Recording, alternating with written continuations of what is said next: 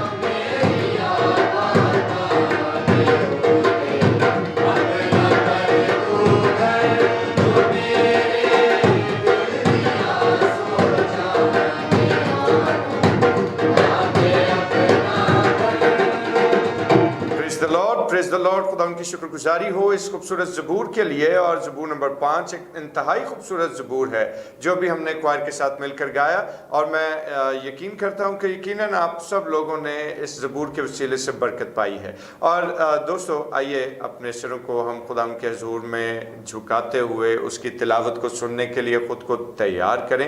और आज हमारे साथ हमारा बेटा आकाश मौजूद है, और हम आकाश के वसीले से खुदा के बुज़ुर्ग कलाम की तिलावत को सुनेंगे, और उसके बाद फिर हम एक मुख्तसर ख्याल आज के कलाम के हवाले से जो बयान किया जाएगा उस पर गौर व खौज करेंगे। तो आप सब लोगों से मेरी गुजारिश है कि हम खुदा के हुज़ूर इस बात के लिए ज़रूर मुल्तजी हों कि खुदावन हम सबों को अपने ज़िंदा पाक कलाम के सुनने के लिए तैयार करे। आइए अपने सिरों को खुदा के हुज़ूर झुकाएं और दुआ करें। मेहरबान कदूस आसमानी बाप, हम तेरा शुक्रिया अदा करते हैं और खुदावन इल्तिजा करते हैं कि तू आज के ज़िंदा पाक कलाम पर गौर करने के लिए हमारे अज़हान को, हमारे प्यारे खुदा दिलों को तैयार कर, ताकि कलाम का जो बीज बोया जाए वो हम सबों की ज़िंदगियों में फल लाने का बायस हो। यीशु के नाम में आमीन। जी आकाश। थैंक यू पास्टर जी। अहद जदीद में से पढ़ेंगे रोमियो के नाम पौलुस रसूल का ख़त, उसका 9वां बाब और उसकी 17वीं आयत। क्योंकि किताब मुक़द्दस में फ़िरौन से कहा गया है कि मैंने इसीलिए तुझे खड़ा किया है कि तेरी वजह से अपनी कुदरत ज़ाहिर करूं और मेरा नाम तमाम रूही ज़मीन पर मशहूर हो। आमीन। खुदा के बुजुर्ग कलाम का पढ़ा और सुना जाना हम सबों के लिए बरकत का बायस हो। आमीन। और दोस्तों, अभी हमने जब खुदा के बुजुर्ग कलाम की तिलावत को सुना है, तो खुदा के पाक कलाम की तिलावत का ये हिस्सा जो अभी हमारे लिए रोमियो के ख़त उसके 9वें बाब की 17वीं आयत को पढ़ा गया, तो बेशक ये बहुत ही मानी खेज आयत है जिसको अभी बेटे ने तिलावत किया। और जिस वक्त हम खुदा के बुजुर्ग कलाम पर गौर करते हैं और इस पर अपनी तवज्जो लगाते हैं, तो दोस्तों इस आयत मुबारका के ताल्लुक से एक बड़ी खूबसूरत बात जो है वो मेरे ज़हन में आती है कि वॉल्टर नाइट एक अमेरिकन साइंटिस्ट हुआ, और वॉल्टर नाइट ने किसी जगह पर अपनी ज़िंदगी का एक वाक़या तहरीर किया, और उन्होंने इस वाक़े को इस तरह से बयान किया, और उन्होंने बताया कि वो एक न्यूक्लियर प्लांट में अपनी ड्यूटी सर अंजाम देते थे, और उस न्यूक्लियर प्लांट में एक शख्स जो कि एक इलेक्ट्रीशियन था और ईमानदार था बहुत, और खुदा के खौफ में रहकर ज़िंदगी बसर करता था, और उसके बेटे ने जो कि अभी टीन एज ही था, खुदावंद से मोहब्बत रखने का कसद शुरू किया, खुदावंद को जानने की कोशिश शुरू की, और मसीह खुदावंद को अपना शख्सी निजात दहिंदा उसने उस लड़के ने कबूल किया। और एक रोज़ वो लड़का जो था वो अपने बाप से कहता है कि बाबा, मैं खुदा से मोहब्बत रखता हूँ, मैं खुदा को जानना चाहता हूँ, उसकी कुदरत, उसकी हशमत और उसकी बुजुर्गी का इदराक हासिल करना चाहता हूँ, और उसकी शख्सियत से वाकफियत हासिल करना चाहता हूँ, लेकिन प्रॉब्लम है। और बाप ने बेटे से पूछा कि बेटे प्रॉब्लम क्या है? उसने कहा कि मसला ये है कि मैं खुदा को तो मैंने कभी देखा ही नहीं, मैंने कभी खुदा का चेहरा तो देखा नहीं, कभी खुदा को चलते फिरते नहीं देखा, तो मैं उसकी शख्सियत के और उसकी कुदरत, उसकी ताकत, उसकी बुजुर्गी और उसकी हशमत से वाकफियत कैसे हासिल करूं? तो बाप मुस्कुराया, उसने कहा कि ये तो मसला ही कोई नहीं है। और बाप अपने बेटे को लेकर उस पावर प्लांट में चला गया जहां पर उसकी ड्यूटी थी, और जिस वक्त वो पावर प्लांट में गया तो उसने जनरेटर्स लगे थे पावर प्लांट में बहुत सारे, और वो अपने बेटे को उन जनरेटर्स के पास ले गया और उसने कहा कि ये क्या है? बेटे ने फौरी तौर पर उसको जवाब दिया कि बाबा ये जनरेटर्स हैं। तो बाप ने बेटे से कहा कि ये मशीनें जो लगी हैं पावर प्लांट में ये कैसे चलती हैं? बेटे ने कहा कि बाबा ये कौन सी बात है, इसमें कोई रॉकेट साइंस तो नहीं, ये जनरेटर्स चलते हैं और इनसे एनर्जी प्रोड्यूस होती है और उस एनर्जी के वसीले से ये मशीनें जो हैं ये चलती हैं। तो बाप ने उसको कहा कि क्या तू यकीन करता है, क्या तू ईमान रखता है कि ये जनरेटर्स जो हैं इन मशीनों को पावर सप्लाई करते हैं? बेटे ने कहा कि डेफिनेटली बाबा, ये साइंस का असूल है, इसके बगैर तो ये मशीनें चल ही नहीं सकती। तो बाप ने बेटे से कहा कि तूने क्या वो एनर्जी जो इन जनरेटर से निकलकर मशीनों में जाती है कभी देखी है?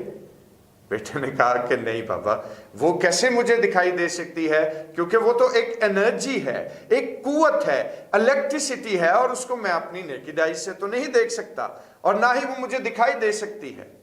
لیکن باپ نے بیٹے سے کہا کہ تو اس بات پر یقین رکھتا ہے کہ جو کچھ یہ انرجی پروڈیوس کرتے ہیں جنریٹر، ان کی مدد سے یہ مشینیں چلائی جاتی ہیں، حالانکہ تو اس کو اپنی ظاہری آنکھ سے نہیں دیکھتا، تو کیا تو خدا کی ذات پر ایمان نہیں رکھتا؟ کیونکہ یہ جنریٹرز تو اس پاور ہاؤس کے اندر لگی چند مشینوں کو چلانے میں اپنا کردار ادا کرتے ہیں، لیکن کیا تو یہ جانتا ہے کہ خدا جو کہ کائنات کے نظام کو استوار رکھنے اور اس کو قائم رکھنے میں اپنی مرضی اور اپنی منشا کے موافق جو قوت اور قدرت اس کے پاس موجود ہے اس کو جاری کرتا ہے، تو یہ کائنات اپنی جگہ پر سٹیبل ہے۔ کیا تو نے کبھی دیکھا کہ کوئی سیارہ جو ہے وہ اپنے مدار سے باہر نکل گیا ہو؟ کیا تو نے کبھی دیکھا کہ سورج، چاند اور اس کے ساتھ ساتھ جو دیگر گلیکسیز ہیں یا دیگر جو نظام شمسی میں موجود سیارے ہیں، کہ کوئی سیارہ جو ہے وہ اپنے مدار سے باہر نکلا ہو؟ بیٹے نے کہا کہ نہیں۔ تو اس نے کہا کہ ان سب چیزوں کو قائم رکھنے میں کون کردار ادا کرتا ہے؟ وہاں پر کوئی جنریٹر تو نہیں کہ جو ان سب چیزوں کو انرجی پروڈیوس کرتا ہے۔ یہ تمام کائنات اگر قائم ہے اور تمام کائنات اگر چلتی ہے تو وہ خدائے بزرگ و واحد کی اس انرجی سے چلتی ہے کہ جو اس سے صادر ہوتی ہے۔ تو اب تو جانا کہ حقیقت میں خدائے بزرگ و واحد کی ذات کیا ہے، ہم اس کو کیسے پہچان سکتے ہیں، ہم اس کو کیسے سمجھ سکتے ہیں۔ اور بین اسی طرح جب ہم خداوند کے کلام کو دیکھتے ہیں تو خدا نے بنی اسرائیلیوں کو جب ملک مصر میں روتے ہوئے اور واویلا کرتے ہوئے دیکھا تو خدا کو رحم آیا، اور تب خدا نے موسیٰ کو کال کیا۔ اور اگر ہم اس ساری صورتحال کو دیکھیں تو ہمیں اندازہ ہوتا ہے کہ خدا، موسیٰ اور فرعون، ان تینوں کے مابین بھی ایک ایسی ہی تھیری جو ہے وہ کام کر رہی ہے۔ اور خدا نے اپنا آپ موسیٰ پر ظاہر کیا کہاں؟ جلتی ہوئی جھاڑی میں۔ موسیٰ نے خدا کی آواز کو سنا لیکن خدا کا چہرہ نہ دیکھا، وہ خدا کی شخصیت کو جان نہ پایا تب تک جب تک کہ خدا نے اس پر اپنے انرجی کے وسیلے سے، اپنی قوت کے وسیلے سے، اپنی قدرت کے وسیلے سے ظاہر نہ کر دیا۔ اسی طرح سے اگر ہم فرعون کو دیکھیں کہ فرعون جیسے ظالم کی رسی خدا نے ڈھیلی چھوڑی رکھی تاکہ یہ اور زیادہ ظلم برپا کرے، یہ اپنے آپ کو جہان کے خدا کے طور پر اسٹیبلش کرے، اور پھر میں اپنے جلال کو ظاہر کروں، پھر میں اپنی قدرت اور اپنی قوت اس کو دکھاؤں کہ حقیقت میں خدا صرف میں ہی ہوں۔ اور اگر ہم خدا کے بزرگ کلام کو دیکھیں تو خدا کا بزرگ کلام ہمیں یہ بات سکھائے گا اور سکھاتا ہے کہ جس وقت خدا نے اپنا آپ موسیٰ پر ظاہر کیا اور جلتی ہوئی جھاڑی میں اس کو بلایا، اس کو کالنگ دی، اور پھر اس کے دوسری جانب جب ہم فرعون کو دیکھتے ہیں تو فرعون نے کیا کیا کہ فرعون جو کہ ظلم و بربریت میں بڑھتا ہی چلا جا رہا تھا، جو جہان کا خدا بنا بیٹھا تھا۔ اور میرے دوستو، کیا آج ہم خدا کے کلام کو پڑھتے ہیں تو کیا ہم اس واقعے سے واقف نہیں ہوتے؟ اور رہتی دنیا تک جب تک یہ سورج، چاند، زمین اور ستارے اور سیارے اور کائنات کا وجود جو ہے وہ قائم رہے گا، لوگ خدا کے کلام کو پڑھتے چلے جائیں گے اور اس کلام اقدس میں موجود اس واقعے کو جانتے اور دہراتے چلے جائیں گے، اور خدا کے نام کی مشہوری اور خدا کے نام کا جلال، خدا کے نام کی حاکمیت اور اس کی قدرت کا ادراک حاصل کرتے چلے جائیں گے۔ اور جب خدا نے مصر پر اپنی آفات کو نازل کیا، جب خدا نے فرعون اور اس کی فوجوں کو سمندر برد کیا، تو کیا دنیا نے نہ جانا کہ حقیقت میں زندہ یہوہ پاک خدا وہی ہے جس پر ہمارا توکل اور جس پر ہمارا ایمان ہے پڑتا۔ اور میرے بھائی میری بہن، آج ہمیں اپنے خدا پر مکمل اعتماد رکھنا ہے، مکمل یقین رکھنا ہے، گو کہ ہم اس کو ظاہری شکل و صورت کے طور پر تو نہیں دیکھتے، لیکن اس کی قدرت اور اس سے جاری ہونے والی انرجی اور اس سے جاری ہونے والی قدرت و قوت کو ضرور اپنی زندگیوں میں پریکٹس کرتے ہیں۔ اور اس کلام کے حصے کے وسیلے سے کہ ہمارا یقین اور بھروسہ اور ایمان یقیناً اسی زندہ خدا پر ہونا چاہیے کہ تمام تر حاکمیت کا صرف اور صرف مصدر اور منبع وہی ہے اور تمام اختیار اس کے پاس ہے۔ اور جب ہمارا ایمان خدا ان کے زندہ پاک کلام اور خدا باپ کے زندہ شخصیت پر ہے تو پھر ہمیں اپنے مسائل سے ڈرنے اور گھبرانے کی ضرورت نہیں۔ اور کلام کے حصے کے وسیلے سے خدا ان آپ لوگوں کو برکت دے، آمین۔ آئیے اپنے سروں کو خدا ان کے حضور جھکائیں اور دعا کریں۔ خدا عظیم برحق آسمانی باپ، ہم تیرا شکر ادا کرتے ہیں خداوند، تو جو حقیقت میں تمام تر کائنات کا خالق و مالک ہے، تو جو حقیقت میں ہمارا بزرگ خدا ہے، اپنے جلال و فضل سے، اپنے رحمت کی نگاہ سے خداوند ہم سبوں کو پیارے خداوند اپنے حضور میں محفوظ رکھ، اور تیری شفقت اور تیری سلامتی ہمیشہ ہم پر ٹھہری رہے خداوند یسوع کے نام میں، آمین۔ اور آئے ہمارے باپ تو جو آسمان پر ہے، تیرا نام پاک مانا جائے، تیری بادشاہی آئے، تیری مرضی جیسے آسمان پر پوری ہوتی ہے زمین پر بھی ہو۔ ہمارے روز کی روٹی آج ہمیں بخش دے، اور جس طرح ہم اپنے قصور کو معاف کرتے ہیں تو بھی ہمارے قصور ہمیں معاف کر، ہمیں آزمائش میں نہ پڑنے دے بلکہ برائی سے بچا، کیونکہ بادشاہی، قدرت و جلال ہمیشہ تک تیرا ہے، آمین۔ اور اب ہمارے خدا یسوع مسیح کا فضل، خدا باپ کی محبت، پاک روح کی رفاقت و شراکت، اس کی تسلی اور اس کا اطمینان اب سے لے کر ہمیشہ تک کل مقدسین کے ساتھ اور تمام دیکھنے اور سننے والے بھائیوں اور بہنوں کے ساتھ ہوتا رہے، آمین۔